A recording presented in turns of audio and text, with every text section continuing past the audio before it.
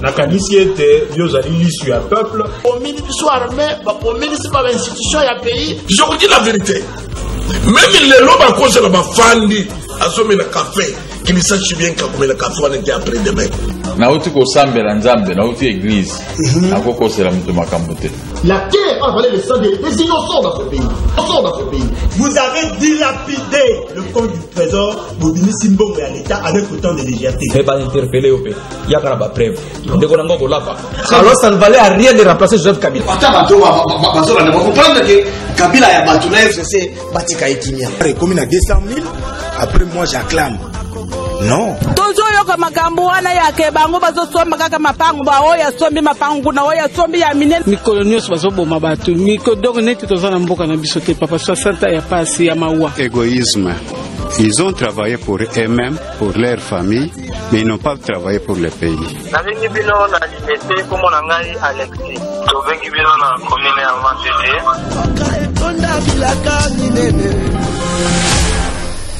Voilà, mon collègue là, on a bien balandi à émission devant les Congolais, émission de Betara Mingi Mingi, Masolo na kati ya République démocratique du Congo, Bana Congo, Bobenga Maïbazali Libanda, Bobenga Maïbazali distrait, dans ma bureau, Makelele Tsila, Bolo Vol, Sabango était émission du peuple et bandi, Tokobeta Masolo na kati ya République démocratique du Congo, Nanani Oto Kozala na Eda Plateau Tozala na Bayi politique, Moussous Bakome Bisola Notaire. Kasi tozali déjà na misusu bazali déjà la plateau na biso tokobeta masolo yango kasi lisoni tokobeta bandeko na ngai Jean-Marc Kabund désavoué wana na kobeta yango te lelo kasi na kochaka ka mwa élément moke ya bandeko na biso ya UDPS na ngambo ya jeunesse oyo bango pe la tour na bango après ba député provinciaux ya UDPS bango pe ba désavoué Jean-Marc Kabund pona koloba ete moto moko esengeli kaka bango ba protéger c'est Félix Tshisekedi o azali ko pesa vision ya parti politique na bango avec qui à la tête pona kosala yango ezalaki bongo ndeko Adolphe Amissi oyo atangaki discours wana to landi yango na aide ya Sacré Mbuyama.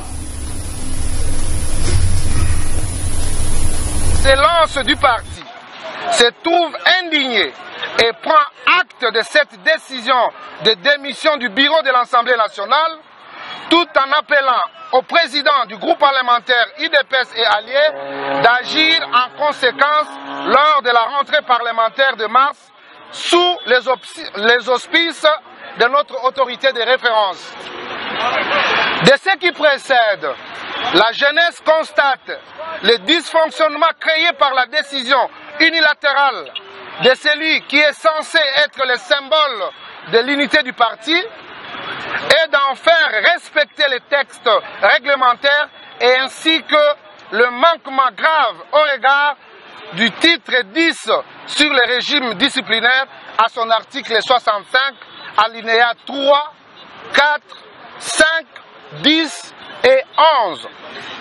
En outre, elle a suivi les différentes déclarations des structures du parti, tant de la base que celle au niveau national, et ne peut rester indifférente à cette dérive de la part des autorités du parti qui mettent en exergue une rupture de confiance de tous envers le président ad intérim, l'honorable Jean-Marc Kabund à Kabund. Par conséquent, la jeunesse rappelle que le président de la République, son Excellence Félix Antoine Tshisekedi Tshilombo, demeure la seule haute autorité de référence du parti.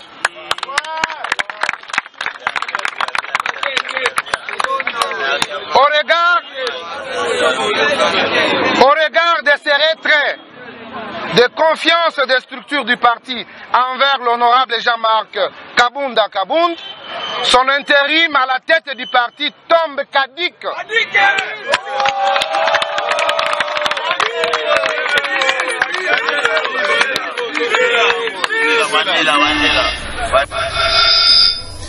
Voilà, ezalaki bongo Adolphe Amissi azalaki na lecture ya décision ya jeunesse ya UDPS contre Jean-Marc Kabund mpona koloba ete mandat spécial mokonzi ya mboka apesaki na Jean-Marc Kabund esili bongo kokweya. Voilà, wait and see.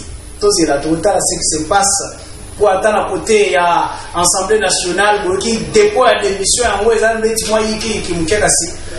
on va voir kasi ba sujet ni yo biso to kobeta lelo beaucoup plus 24 janvier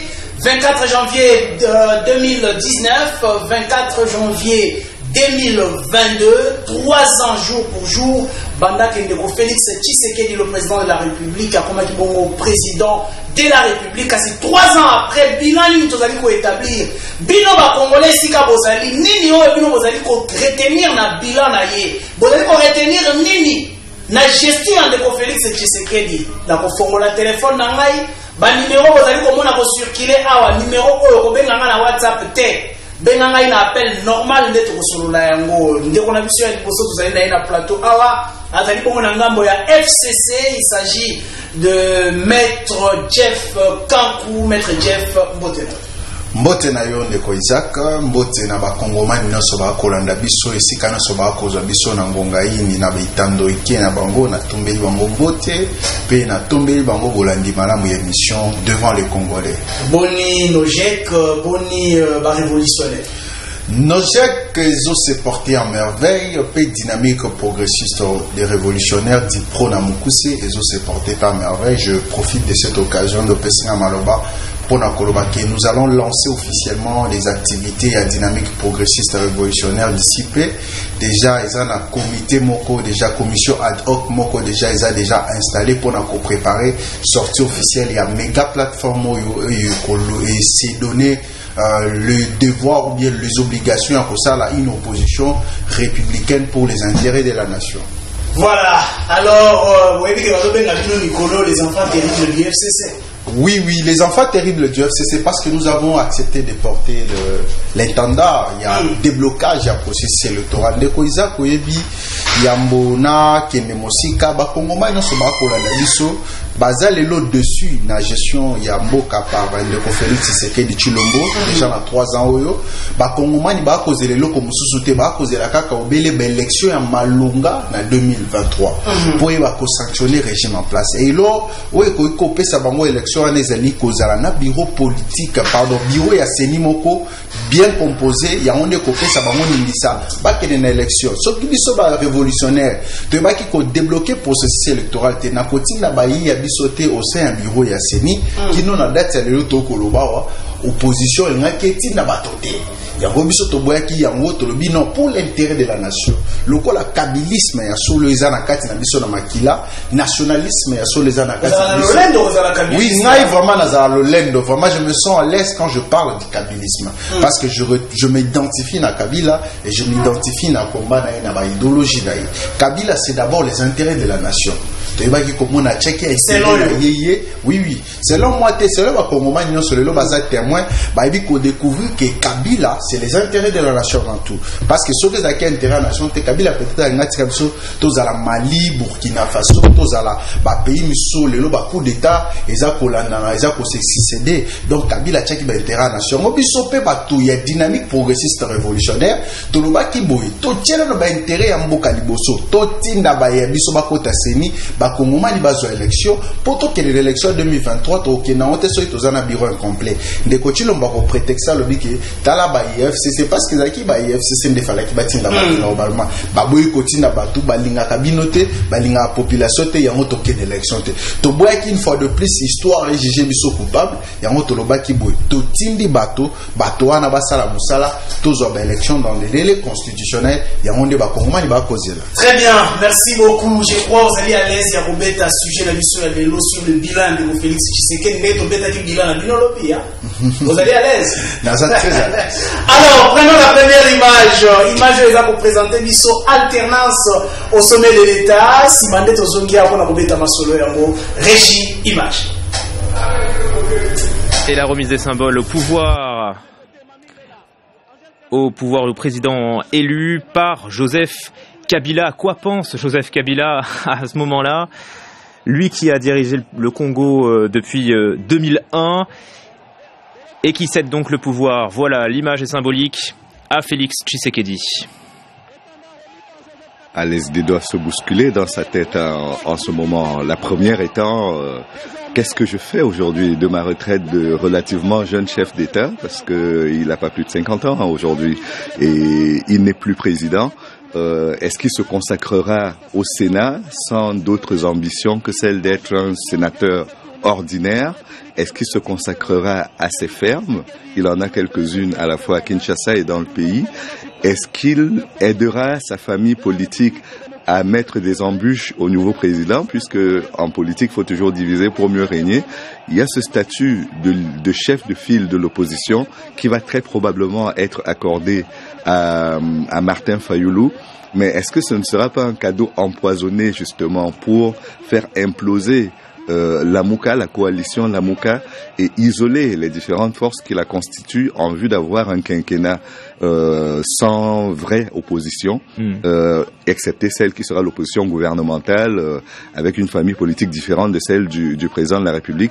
Je pense qu'il a beaucoup d'idées qui se bousculent dans sa tête et que pour le moment, lui-même n'a pas encore une idée très précise de ce qu'il fera, mais la loi fait de lui désormais un sénateur de la République.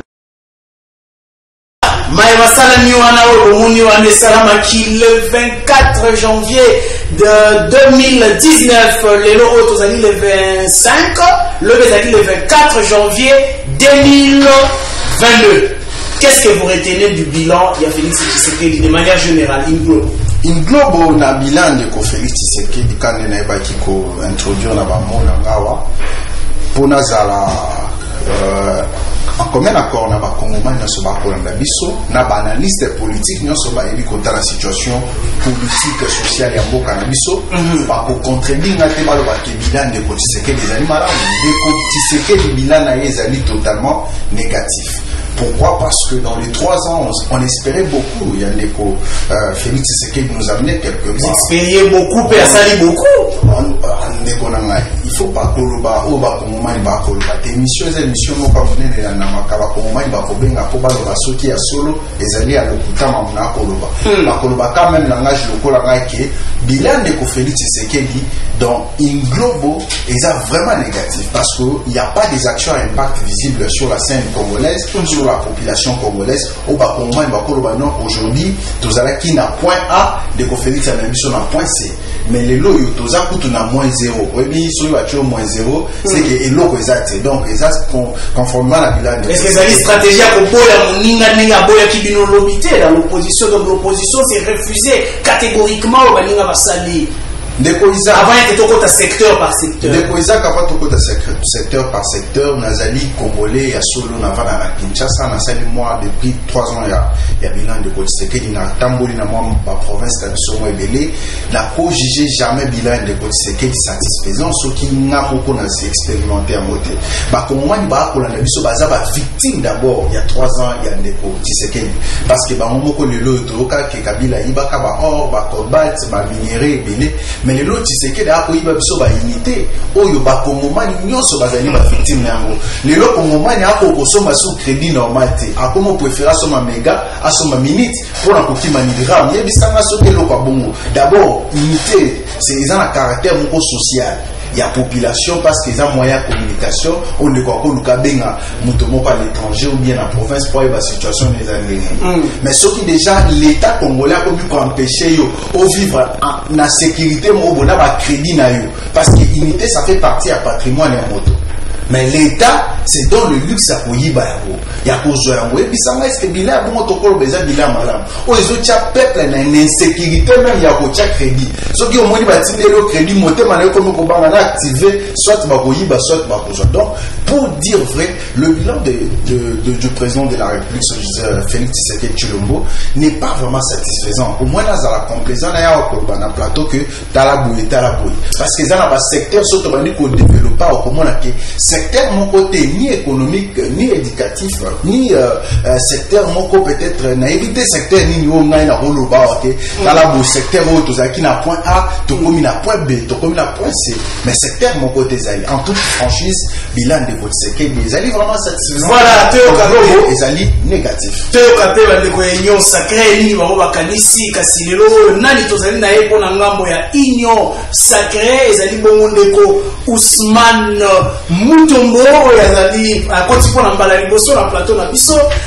ndeko Ousmane Mbotela Mbote ndeko Isaac na PSP Mbote na modérateur nanga Mbote na balani nyonso ya émission moko malamu tulingaka koya pona ko s'exprimer bolimbisa pona mwa retard boyebi kaka banzela na mbule beti na Kinshasa ndenge tozalaka mais lokola izalaki pona koyebisa bakolomboka oyo etali Congo pona koinformer peuple tokosala tout ata mbule beti tokoya pona koinformer peuple na biso. Très bien, tokei sikoyo droit au but to perdre une minute te. Qu'est-ce qu'on peut retenir de votre bilan 3 ans oyo bozali na moto ya mboka? Mais c'est Isaac Mutombo esengeli toyeba tango ozoya na etango eke kolinga te osalaki populisme te lobaka bosolo parce que tolobaka mabe mpona ndeko Kabila tango ye akei aza pauvre te ndeko Kabila aza riche mais tango tozoya na baconscience bazoya esengeli to appuye baaction ya malamu parce que soki ndeko Félix alongo lelo na pouvoir akotikela biso bamilio te mais oyo ye asala mpona mboka nde bana biso bakosaleli bakobénéficie na yango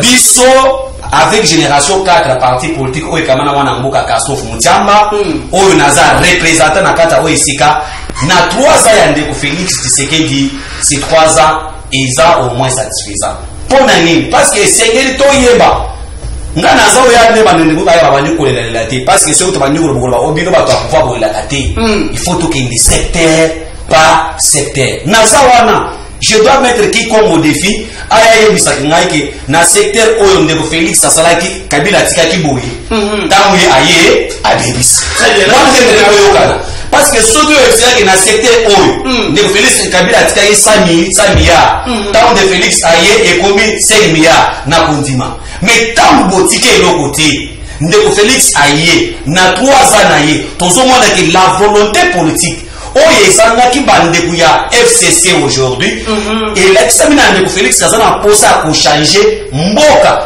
kama kezana na 100% te azana kati akosala mais ngana koko ebiso awake na ndeko Félix tozo na ba secteur Ousmane parce que ndeko alobi ke tokei ndeko alobi awake no ya somona eloko moko te ndeko na ngai nous avons dans le secteur de l'éducation. Toké Malembe, c'est là. Nazo pesa au secteur si m'appelle la pesi bande kolabiso ya FCC Maloba. Toké le Malembe. Bango peso yo beti et pas beti. Voilà. To ba na secteur. Bango déjà là. Toké na secteur de l'éducation. Voilà. Vous avez trouvé banaba otanga gratuité de l'enseignement Kabila lobito ke na yango molo. Bino bena sina gratuité de l'enseignement. Oyo botongi ba kelasi te oyo ba enseignant bokipe bango na malamu te soki otali côté ya ba frais de fonctionnement ya ba école na comme la école moko na Belvo bazwaka 90 000 francs to éviter bakosomba crédit bakosomba nini est-ce que bomoni te na secteur ya enseignement Félix Tshisekedi a donné enseignement na RDC ok wa nazoki na bien toke tango ndeko Kabila na pouvoir na ba na ye balancer projet ya 1000 écoles batonga ngote ti lelo aza wana akwebisa ngai combien d'écoles oyo bango bazalaki nini batongaki na 1000 écoles bazoki na malemi gratuité de l'enseignement eza projet ya Félix Tshisekedi te gratuité de l'enseignement eza biso bapeuple tovotaki constitution tolobaki ke gratuité de l'enseignement d'école primaire oyo bandeko na biso baza na face na ngai bazali na incapacité ya kosala nini ya kosala yango ntango Félix aye alobi to appliquer baloi toké na gratuité de l'enseignement ndeko na ngai lelo toza na plus de 6 millions d'enfants oyo bapana bazalaki na makoki te ya kofutela bango mbongo ya kilasi bana wana bazongela nzela ya classe mulakisi azalaki na combien $70 lelo mulakisi aza na combien il faut reconnaître que la gratuité de l'enseignement a des problèmes petit à petit il doit être résolu eza ke nakoloba awa te gratuité de l'enseignement eza 100% te eloko ntango babandaki mosika soki bandeko oyo baza face na nga babanda gratuité de l'enseignement mais ntango Félix ayaki alingi akota minatano wana nyonso te elingi eza déjà nakobonga mpasi balobi gouverner c'est prévoir ya na continuité du pouvoir mais bango bazalaki yango te lelo bana bazotanga baklasse il y a des écoles baza na kati ya construire na kati ya mboka na biso parce que monike bana bakomi ebele esengeli batanga na condition na ebele wana te mais qu'est-ce que nous pouvons faire est-ce que esengeli bana o 6 millions oyo babandi classe tolongola bakoluna après tout, c'est dans ta école de Bélé. Est-ce que Ousmane, vous ne comprenez pas que niveau n'est pas faire que faire mal? Non. Et surtout dans le domaine de l'éducation. Ndeko Eza, tout respecter Constitution. Constitution des PC peuple qui est gratuité de l'enseignement. Mais tant que Félix Aye a lobby gratuit de l'enseignement effectif, l'État a foutu à enseignant. Les lois enseignants ont touché combien par rapport à l'époque à Bandi? Merci. Il ne s'engage pas dire que tout le monde est non sauté. Parce que les lois, bana yena bana ngai ndiye ba bénéficier na gratuité wana. Yo zana mbongo tangisama naona ba ikola minene. Mais il y a quelqu'un, on a fait na kimbatie kuna, on a fait na kimbatie, on a zata na makuta kusumbata. Tongate, mais moi na yeli comme un couron parce que mon père autant c'est zaté les lois na. Merci Ousmane Mutombo, Jeff Kankou qui Ousmane Kobeta awa ko la sabino molamo ya gratuité de l'enseignement bino boko kate a soulever on peut a petit c'était dessus bino boko kate botika enseignant à $70 les lois enseignants ça na combien 6000 enfants oh ba zongi qui reste pour la gratuité de l'enseignement 6 millions allez-y. Merci Ndeko pona motuna nakanisaki ndeko ako rencontrer maina lobi awa et bilan de Félix Tshisekedi Tshilombo ilobo da négatif ndeko ayawa babisie pona koyebisa bakongomani ke tala ndeko Tshilombo banda kota na pouvoir à lancer gratuité enseignement na sepemi pour le dit que gratuité enseignement ils allaient projet ya ndeko Tshilombo te mais ils allaient application à constitution. Ça c'est être un Congolais parce que quand on applique une disposition de la Constitution, cela ne fait pas partie d'un projet de société. Nous allons d'accord que tant que vous appliquez disposition de la même manière, on est Kabila à Salaki passation à pouvoir le 24 janvier 2019, de Kochilombo, et ça qui n'a projet de société n'a été. Mais à Salaki Kakanim a respecté disposition constitutionnelle. Dès qu'on a osa sans ignorer que tant que Félix Tshisekedi a comme qui n'a chikapa bande quoi chikapa ba yusakeni en gratuité de l'enseignement exalté. N'est-ce pas? Ngai na kitemwa na komi na province ya Maindombe na Kutu bana kuna bazofuta binaval pour ton information na komaki na Masimanimba bana bazofuta binaval na école ya l'état. Il n'y a pas des infrastructures na ba école où l'état tourne parce que tant qu'on lance le projet c'est bien de lancer la gratuité de l'enseignement mais 3 ans après et qu'on ait une Félix Tshisekedi à Tongi à part pour la réalité dans le mouvement 3 écoles pour 14 millions de dollars. On le dit bien.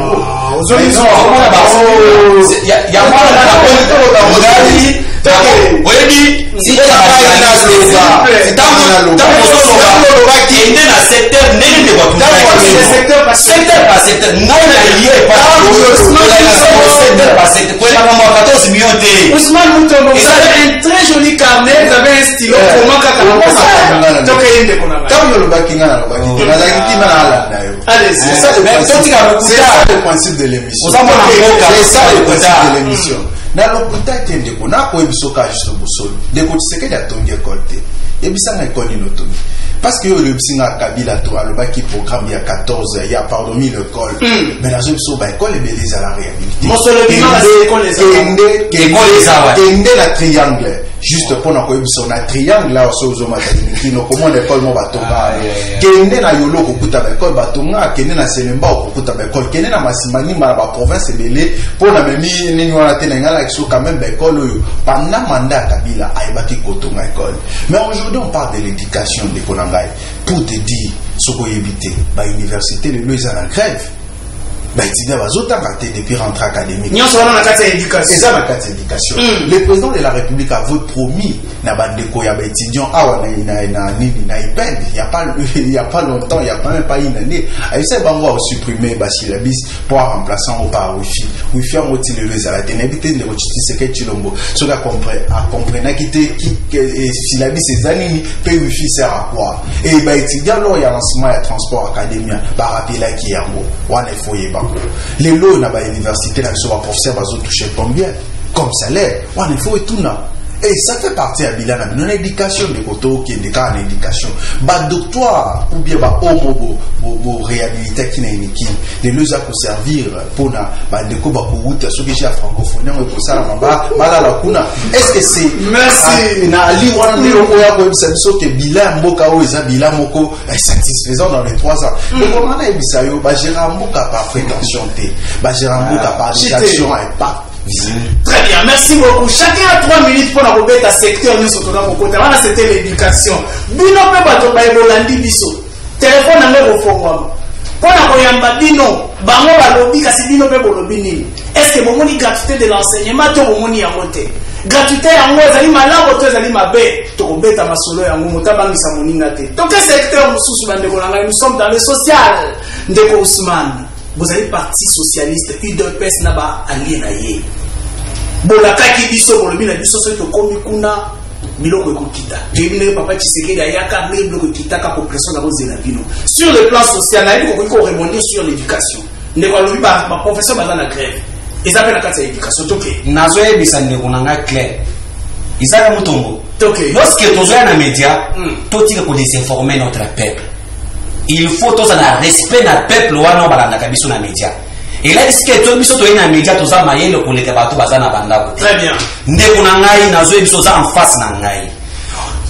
Il faut boza la tana son ya kotala muto FCC ayena etanote pour ko défendre bila ya kabila pendant 18 ans. Faut boza la son. Te somi. Omoninga, j'allais être en face à quelqu'un de la Muka, on allait discuter.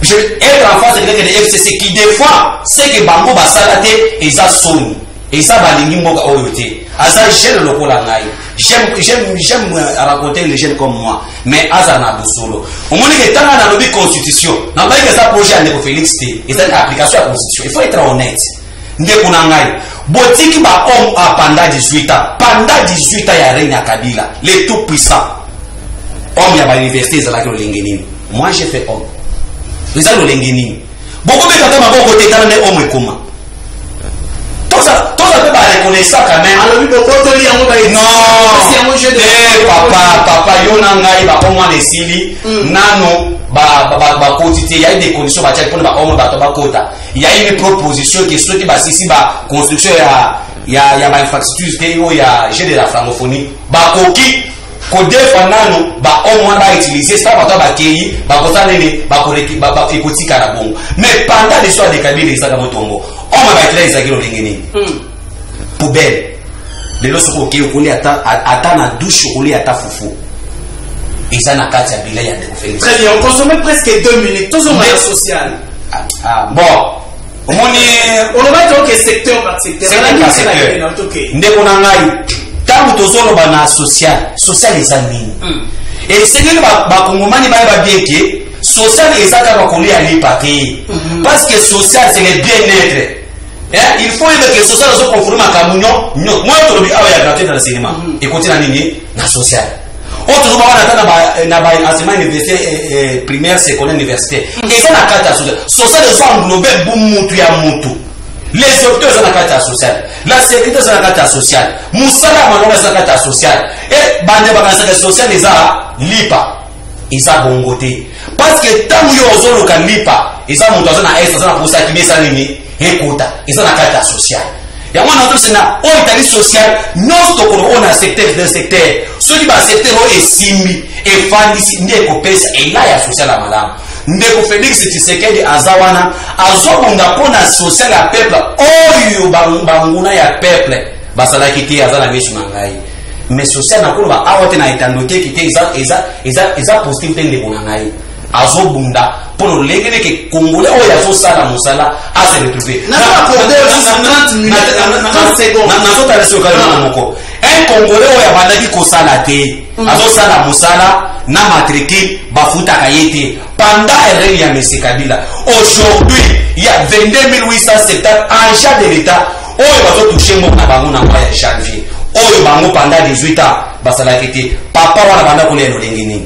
Et ça la carte sociale bazo réclamer mal. On a 80 mois impayé na régime ya Kabila. ils n'ont pas eu l'état il y a pour répondre na bato on a traité les lois avec Félix Antoine Tshisekedi Tshilombo bato futa 3 mois tino na masa ni ekofuta bazo répondre na vie sociale ya moto oza comprendre papa wazali na bana 10 bazo tana na kilasi azofuta ngo minerva lelo azofuta ngo te mbona kindi wapi ekokindi na social ya merci yo lelo bato est kuna bazo na posa kimia salini eposa tangu ya kozana kimia ezokota na nai social batika kukosa peuple ke social na mwana moto moko awa ayena sakobi ya loso ayena na sako munganga il faut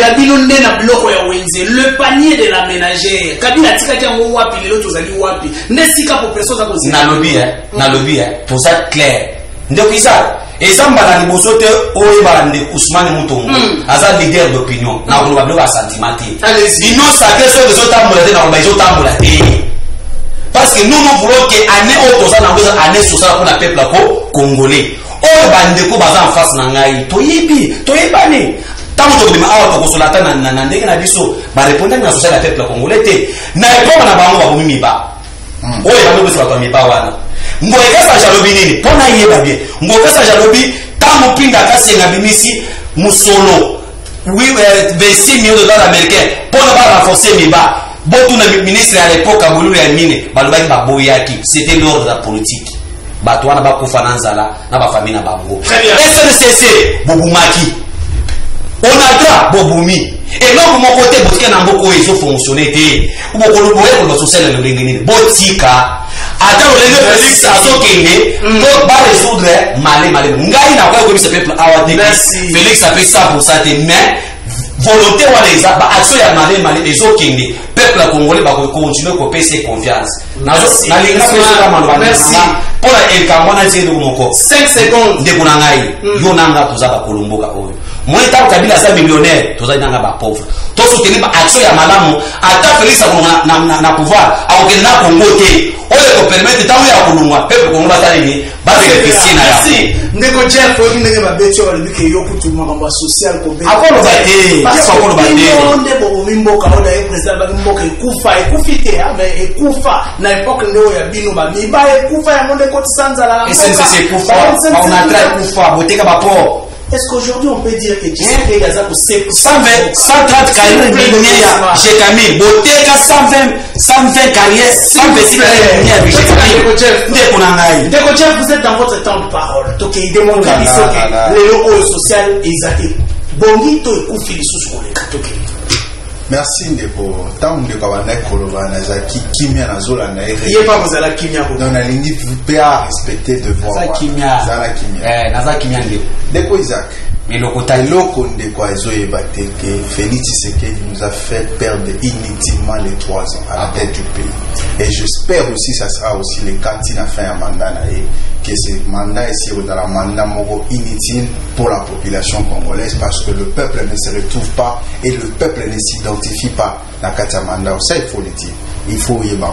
Et Zara Congolais sur le dos Zara. Malgré Nyonso et à cité. Malgré Nyonso Zotanga, Félix Tshisekedi n'a rien fait.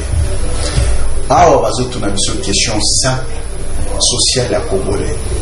Ndeko Tshisekedi, à côté qui social na nengenini, pelelo Congolais Zulia nengenini. Aux Hollande. Oh, bah, bengi social, c'est un panier aménagère. Ndeko nanga, wane foye bango. Ndeko Tshisekedi, zela nanga, zela. Social, ils ont un aspect BD. Oui, je suis d'accord avec toi. Social, la moka, ils ont posé un courant malade. Social, la moka, ils ont posé un banzela malade.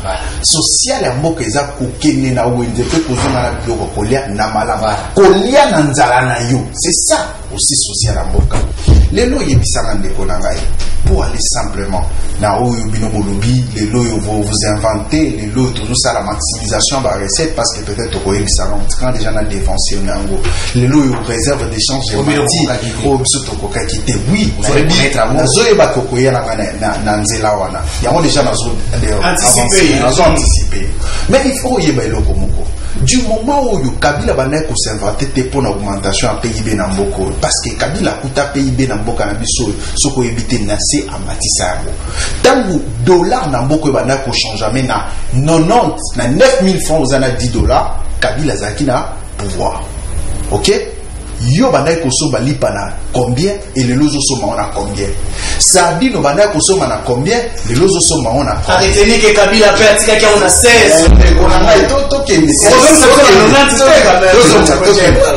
Kabila atika ki le lozo soma ekola funa combien le lozo soma on a combien ça combien mandé sozaki combien le lozo soma on a combien maman bandai kofuta transport ne kolongwa 500 kinga 5 kokoma kinga 5 tizando 500 le lozo futa 1000 francs pour na kokende zando maman bandai koteka biloko ne na kati ya zando lelo babuki zando inana après bazoko kotonga ngote ba PCP sika koteka te lelo ba taxe pas lelo yo mboka ezoyeba na ke ezoko kokama na lolenge nini sécurité mboka en danger lelo projet à zéro trou lelo azaki surpris na moni ministre ya infrastructure atiki mutuka na yaka ngama kesika mo amati kola moto donc pour dire que na aspect social ya mboka na biso le régime en place bo rencontrer ba besoin ya mboka te bo rencontrer ba besoin ya population te lelo population a souffrir lelo population ko lelanzala ndeko na ngai ta musio ndo ye na émission olié mais ezana mama moko peut-être azana kinga sa na minute wa ebita osomba ba ne lipa ndenge nini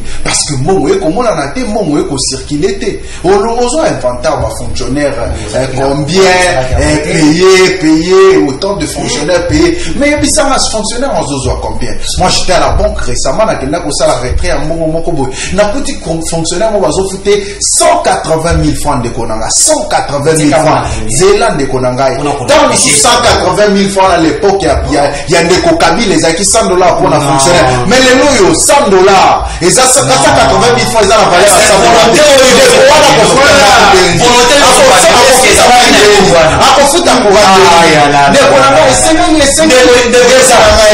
Si kangana baki na tikela kyota pourquoi baisse pas ta ministre parce que volonté yo so balelo bozala ki na pouvoir est bozala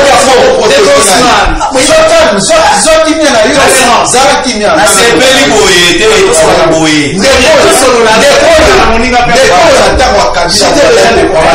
de 200 000 francs et zo aider état musu na famille mais pour bozo ba na aspect social mais le dollar 200 000 francs ils a 100 $.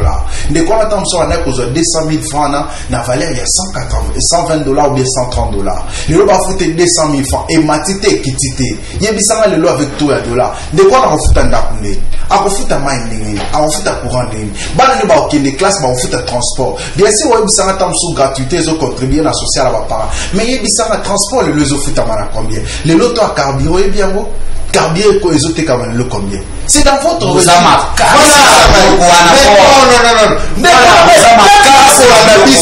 peuple akola na biso sengela jije ba jijaka pop webi na zo biso lokomoko lelo yo Macron baso ki élection na France baso ki nizela mais yo olemi obaki na temps d'antenne yo na tikela ko malwa lelo yo ba français baso ki élection Macron j'ai créé 1 million d'emplois. Lelo Félix Tshisekedi dans 3 ans, il peut s'inventer avoir créé quel emploi, avoir créé quelle société. Merci beaucoup. Voilà. Merci. C'est à la population de JG. Nous avons fait ça tout ya parole ou après la fongoli téléphone à Mbabino. Na fongoli sur téléphone, ça va réagir quand na fongoli téléphone. Yo moko kongole mi lobela na ça va so lobeli moko te mota lobela ngwaya te. Sécurité. L'Est de la République na rebondir sur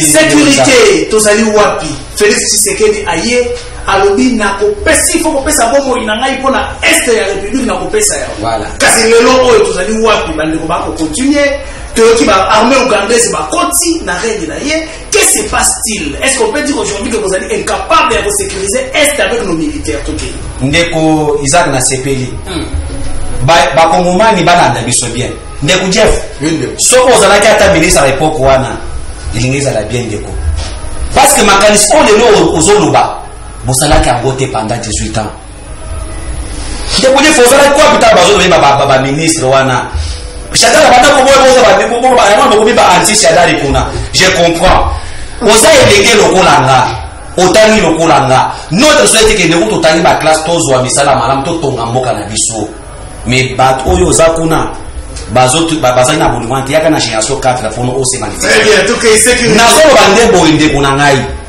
makambo ndeko te falobi ba kongoma tozali peuple bazoni okwama soki ke pendant 18 ans ya FCC bageraki mboko malamu eske tolingi tovivre oyo tozovivre lelo te tala lokuta monene oyo ndeko Jeff azoloba alobike Kabila atiki tolanda ndeko Jeff bakongomani bazolanda biso eske Kabila atiki tolanda nde tozala sincere Kabila atiki tolanda tozala sincere bogire moko oyo pendant 18 ans 4 milliards 500 ndeko Félix aye toza na combien de billets à l'année? Problème c'est que se poser côté exécution. 40%. Lelo, bino bozaki abotiki na Est la République ou na combien de groupes de rébellion? 365 groupes de rébellion à Est. Lelo baza combien? Lelo il y a eu des points qui étaient là oyo ata moto zo kota te. Lelo ba kongomani ba komi ko songa na bisika wana. Quand même que ils ont effectif té. Bitumwa pendant 23 ans, moyen basili sango, ils ont ba 18 ans. Basi sango té kaka na 3 ans, ndenge Félix a sur mais volonté wana Félix azaki nango. Ceux qui bande kwa na volonté politique wana mbena Est wana, ils ont pacifié. Na lingna yebisa ndeko Jeff, toza ba jeune, totika koloba biloko pona sentiment. Ndeko, ozokambisanga ya kolobaka Félix aye eloko moko te, nazopesa au secteur moko. Bozana pouvoir. Na Lubumbashi bazotonga banzela na pesio. Nzela ya kolonga sakana ti Lubumbashi. Ça c'est 50 km ndeko na ngai. Bozela ngote. Aveni Kamakondo. Tout les lots quartiers la terre na Lubumbashi. Ils ont nos macadamisés. Bato asini ubangi, balobi na zongo, balobi 50 ans. Batikani kozana courante. Lelo, grâce à Félix Tshisekedi, bazana courant. Tokolo batiki ça à 100%. Mais quand même, ba volonté politique wana, ya ko changer ma mbizali. Tant mieux que Félix avait pendant 3 ans et l'autre côté. Mais dès ça nous étions avec FCC, boyaki kosalani. Ah donc vous partagez dans ma opinion. Hier ça va. Ilunga premier ministre. Merci. Banani baba oyo on nous intimide pas. Bazali na pouvoir. Qu'est-ce que vous avez fait? Botiki mboka ya kokufa. Bobumi mboka, botika, Félix Tshisekedi avec sa volonté na asala. Ce qui peut repasser confiance les ressources en 2023. A posé un projet na le projet ça 145 territoires. Ndeko na ngai. Détourner mon côté. Ndeko na ngai. Et là on se décrit en Rwanda. Biso toza génération 4 total qui intérêt à peuple. Toza se présente que makambo ça ta collègue na ba conseiller na ba gouvernement eza malamu te. Peuple na posé un résultat palpable. Mais bango bazo travailler pour na échec à chef de l'état. Yende moto kozali boso ba biso pour na kozali bivable eza ba ministre wana te. Très bien. Afungola misu pour que peuple va se retrouver. Oya malamu asali oya malamu asali to akuyango oya mabeto sali tout de suite le comportement va détournement wana oyo bango na époque na bango et bana kité va le détourner mais tout le monde pour ainsi la pour notre peuple souffre oyo besoin de un goutte d'eau dans l'océan. On a besoin qu'il multiplie les actions sociales pour qu'il mette pas mon action. Merci beaucoup. Pour ça kulanda ba vie wana te yonanga to changer mboka ko. Merci ndeko Jeff oyo kinde kokoloba ete maele na wese lelo sale la yango asuna o soutenir makambo ya sata ministre mbele makambo yo pesa longonya o soutenir Félix Tshisekedi lelo oyo a présenter que na est ya république ba groupes armés oyo bino kotika kikuna lelo oyo ezali susute o réagir na mwana mbango na yambi population na fongoli siko téléphone ba ndeko bino mo réagir bilan ezali bongo positif to négatif. N'avons téléphone, tout secteur par secteur, tout est merci de Kolangai. À ce pays, des oiseaux a toujours répété, Nazala ministre, pour dire que ministre est ça pour coordonner l'action au gouvernement. Et ça bon, ministre est responsable du département. Ndeko sécurité en Bokanabiso, moi, je me plais beaucoup. Parce que parmi les armées Afrique, l'RDC mon pays, tu as qui 10e armée d'Afrique.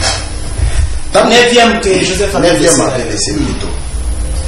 9e, tant Félix a continué à pouvoir coûter armée na biso 9e. C'est-à-dire armée qui a la capacité à affronter n'importe quelle armée. Oh,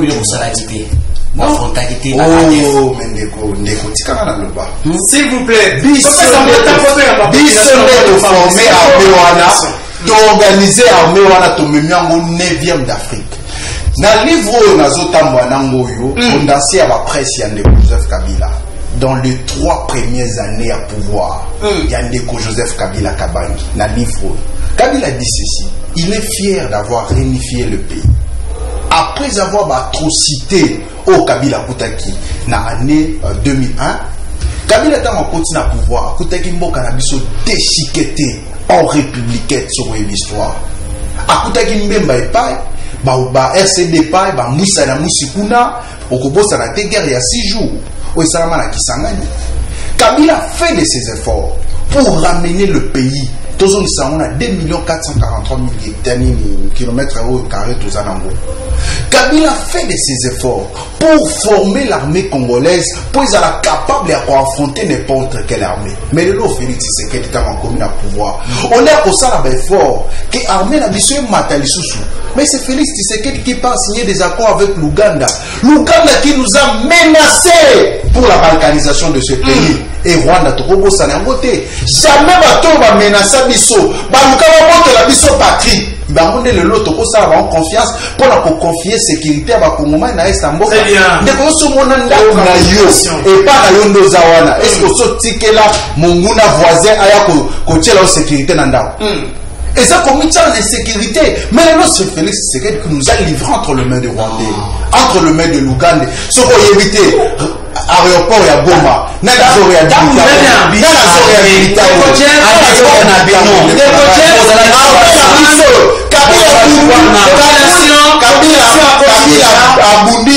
pendant 18 ans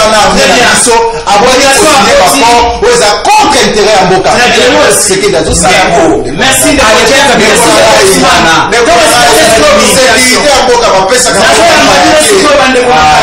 je crois Régis Zwangai penza parce que nazo yamba sikoyo population boyambi bobengi zala mokuse tikela baninga mosusu parce que tolena ngunga mingi te alors de bobengi biso api kombona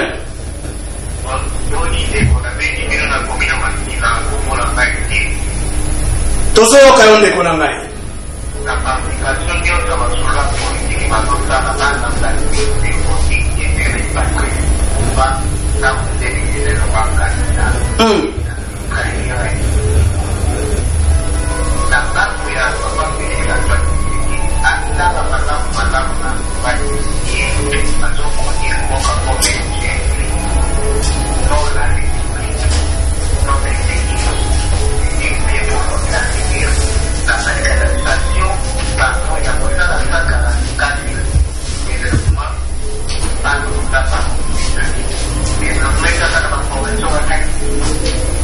Merci beaucoup, merci.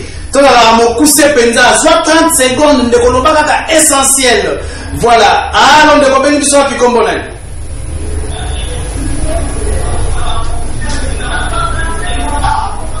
Tous les gens de Kosovo dans la maison à Temtel, la maison à téléphone, Temtel dans la retard, s'il vous plaît.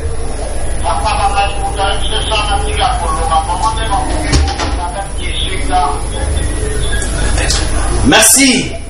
Voilà contribution ya bakongomani. Alors de problème ça puis comme on a une réaction là. Oh là là, ndi kwa kei. Tozui l'avant-dernier appel. Tesenge toka ta ba appel tozong se bande ko maloba pour cette émission et katana. To komi bongo na suka, sakala osala déjà signe. Alors de toza ko yoka to sto ya mbio. Toza yoka yonde koloba. Oh là là. Allô Ndeko. Allô. Oh là là. Banda ko so banda biso na TVT. Zwanga na téléphone direct, zwa retour na téléphone. Allô Ndeko, ben biso api kombona. Allô. Oui maman to so yoka. Allô, bonjour maman. Allô. Allô. Oui maman na Pascal.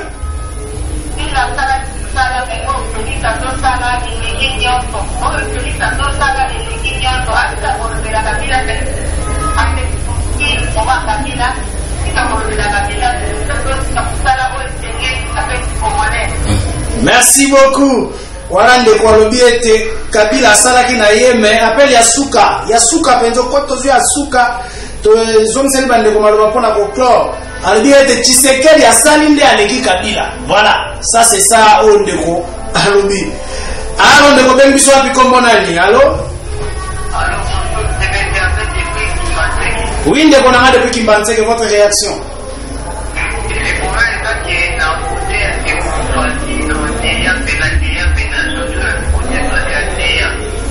Merci beaucoup. Oh là là, bapele ko kota kasi moye ko yamba bino elite. Bande ko ngai ngoma ekei de Ousmane. Oki population moko alobi ete bino penta côté social neya. Bamsu balobi ete Kabila salaki na yende Tshisekedi aleki. Maloba na oya suka. Ya mwande na sepena ba mama dengi.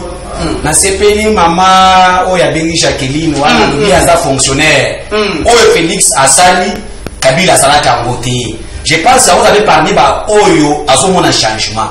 Mais le peuple congolais a la confiance dans Félix Antoine Tshisekedi Tshilombo. Ndeko Oyo ya FCC a compris que mon FCC a compris que parce que bangonde ba makimboka Oyo. Tant que vous avez courage wana eza Sony Jeff Moninga na ngai. Peuple congolais tous a la confiance dans le chef de l'État. Nazona ilo mongo na lubaka génération 4 qui ce que Félix Assani Malam, c'est le peuple congolais qui doit gagner. Ce que Félix Alongo lelo akolonga na ba millions na ye ndenge de Kabila comme milliardaire. Mais biso peuple tokotika na qu'est-ce que l'on gagne? Ya mwana esengeli tango azosa ya Malam tosali to soutenir ya Malam po tango kolongo tosali to tikala yango nde Kabila salaki pe oya ye asalaki tango kena alongo na pouvoir totikali pe na yango lokola elingo totikala kaka kokombattre mutu te pona azo échec soki tokombattre ndeko Félix pona échouer c'est le peuple congolais qui a échoué. C'est ça ndeko Jeff na sepesi na loba ifoza ministre na époque na bino wana bate wana balingaki te baje lokola biso yango na zo bisa ndeko yaka na génération kata kagala kasofu mutiamba yo nanga to ba Ismaël pour na mboka. Ah OK, donc on va FCC. Alors là, mais ça la talent. Merci beaucoup. Vous Congomani parce que moi vous avez la dernière. Na ba complaisance te. Caméra na koyoka na réellement qui peut merci. Pas se trouver. Merci beaucoup. Jeff Kankou rapidement vous avez la dernière parole. Merci. La population. Tu sais que la l'équipe il en a réalisation. Ah, dans la qui suit à 3 ans. Match Zake. Dans la population peut-être parce que population va jubiso en cours émission pour bailler pour maniola malamu maye na lobby te que Tshisekedi asali côté mais Tshisekedi asali oyo isengeli te asala pour na bila ya Congo dans les 3 ans parce que quand on devient chef de l'État on le devient sur base d'un projet et d'un programme pour apporter la solution moko zidouane na ba préoccupation à peuple. C'est-à-dire maman va na côté kama tembele na ina kingasani aiba kolongwa na étape wana akoma koma tant sous l'étape ya étape agricole akoma na ba étape na c'est ça oyo babenga tous à la sincère de konanga pendant 18 ans vous êtes côté c'est que de comme ça le monde pendant 18 ans tous ça okite minutes na na seconde mama wana na saina na gazette batiki mama wana na makabwana dans 18 ans mais ça soit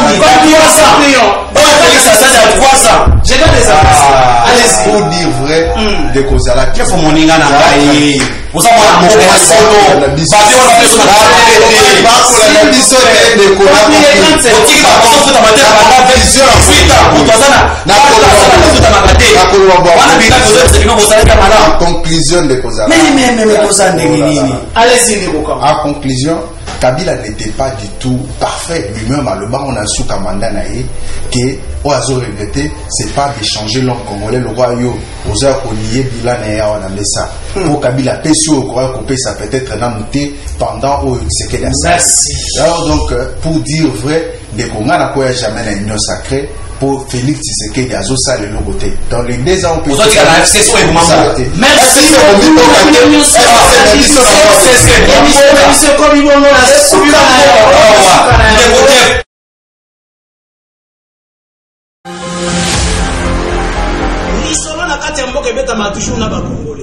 Isaac Mutombo, j'aime bien t'appeler journaliste intelligent. Tina Beni, Tina Kolwezi.